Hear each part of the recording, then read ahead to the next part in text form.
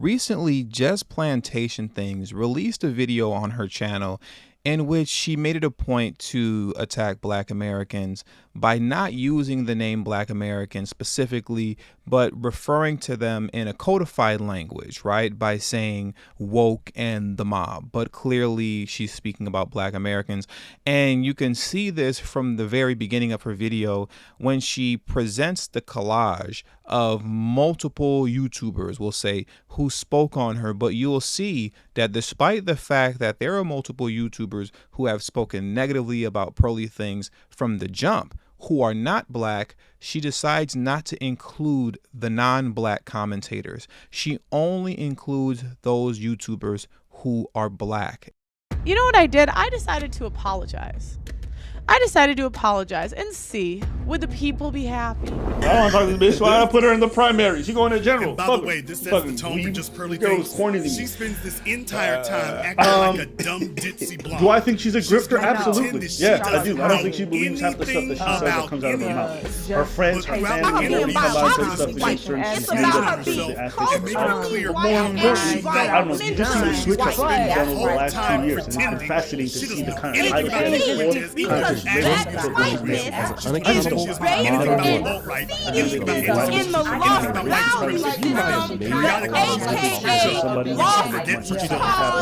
narratives. Do we remember my on the line? He's holding him to prison we talk about her blonde hair, and we talk about her. Now, let me just give you a quick example of how she uses codified language to discuss Black Americans. You're going to hear her refer to Black folks as the internet, the mob, but clearly, once again, she's speaking about Black Americans. And this is why, guys, never apologize to the mob, because they don't want your apology, they don't care about you, and they just want to see if they can control you.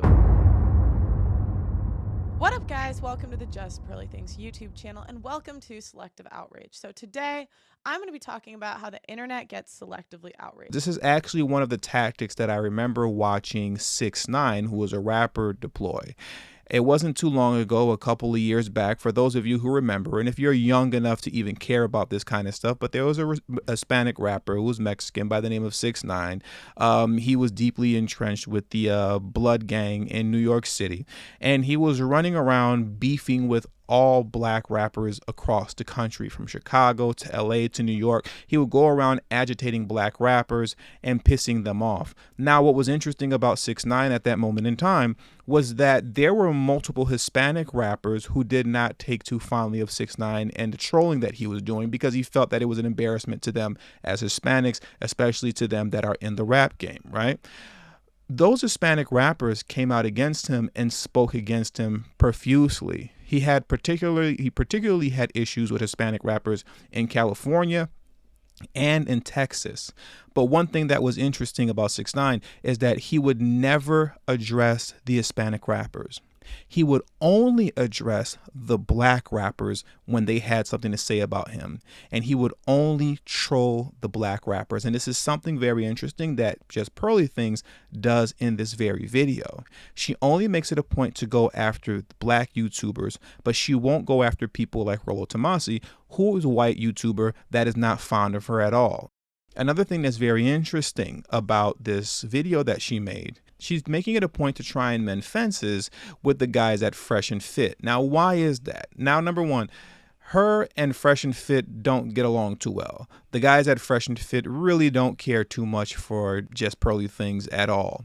But what you see is her attempt to cape for Fresh and Fit in between their beef with Fresh and Fit and Abba and Preach, is that her attempt at doing this is to be able to get other Black people on her side. Now, I know people will go on a tirade and say, well, Myron Gaines isn't Black. I believe he's Middle Eastern or something like that. And I understand. But the general perception of Myron is that he's Black. So when people watching Fresh and Fit, they see two Black guys. And she understands the way that the two guys at Fresh and Fit agitate the black community with a lot of their takes. So her attempts to get the guys at Friendship Fit on her side is an attempt at getting some semblance of black support in order to combat the claims of racism that she has being levied against her. Now, the one thing that I found the most interesting out of so many things that were interesting about this video was Pearly Things' refusal, if not out of sheer fear, to go directly at Jason Black. She named a lot of people by name like Abba and Preach, Mediocre Tutorial Reviews, and the likes, but she wouldn't name Jason Black. She wouldn't say his name directly, and she did not directly address him. And this is very interesting because of the fact that Jason Black is really the one who's responsible for the initial expose of Just Pearly Things. Prior to his video in which he reacted and spoke on her interview with Nick Fuentes, not too many people were really paying attention and keeping up with the racism coming from Just Pearly Things in her YouTube channel when she would speak about black politics occasionally, despite the fact that she runs a dating channel. But it wasn't until Jason Black released his video that it then opened the eyes to many others, to which then everyone started paying attention and going through her catalog and noticing that Just Plantation Things has a history of speaking out against black Americans, and not only that, hiring black Brits like Sarah Garvey, who also has a history online of constantly going at black Americans unprovoked for no reason at all whatsoever. The fact that she wouldn't address Jason Black directly speaks volumes to me. And it really goes to show that she's actually quite scared of Jason Black. She doesn't really want any issues with Jason Black because out of everybody who has spoken up about her, he pretty much has the largest audience. And when he speaks up about her, it ripples throughout the internet, to which then everyone else is reacting to his video, reacting to her, and it triggers a sequence of events in which she just has a bunch of bad publicity all over again. So she is very scared of Jason Black because, once again, out of all the people that she could have talked about, out of all the people who she could have directly named, and out of all the people that she could have directly went after, you would have think that she would have directly went after the man who kicked all of her problems off for her. But she didn't.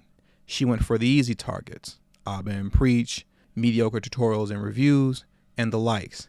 But she wouldn't go after the one who started it all. She didn't want that smoke. And with all that being said, that does it for today's video. So please make sure you hit the subscribe button as well as the bell notification next to the subscribe button so you'll be notified whenever I release a new video. All social media links will be pinned in the comment section below. I also have a Telegram group now, so if you have Telegram, make sure to hit the link in the description box below as well as pinned in the comment section to join my Telegram group. And also, please make sure you text tdhiphop to number 33222.